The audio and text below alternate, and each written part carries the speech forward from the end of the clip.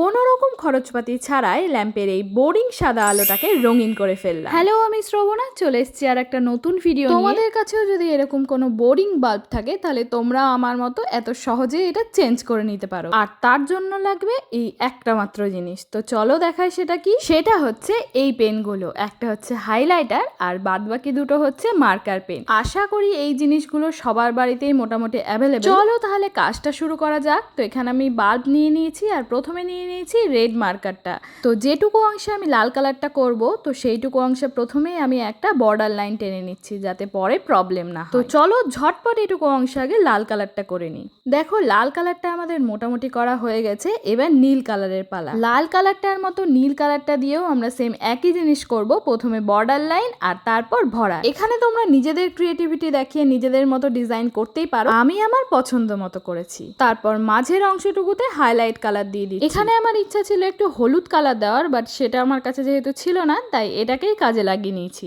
এক্ষেত্রে permanent marker দিয়ে কাজ করলে কাজগুলো নষ্ট হওয়ার কোনো চান্স থাকবে না এবং কালারগুলোও গাঢ় দেখাবে। দেখো আমার লাল কালারটা কিন্তু পার্মানেন্ট মার্কারের। চলো এবার ঝটপট সবকিছু আবার লাগিয়ে নিই। দেখতেই পাচ্ছ নীল কালারটা পার্মানেন্ট না হওয়ার কারণে ওটা কিন্তু এখনো শুকোয়নি, কিন্তু কোনো অসুবিধা নেই, বাল্বটা জ্বালালেই রংটা শুকিয়ে যাবে। আমার তো এখানে রং করা কমপ্লিট। তো চলো এবার তোমাদের জ্বালিয়ে দেখাই। তাহলে আজকের ভিডিওটা তোমাদের কেমন লাগলো জানাতে ভুলিও না। দেখা হচ্ছে তাহলে নিত্য নতুন আইডিয়ার সাথে পরের ভিডিও। আর এই ল্যাম্পের কালো স্ট্যান্ডটাকে কি কালার করলে ভালো লাগবে জানিও কিন্তু। তো আজকের মতো এখানেই টাটা।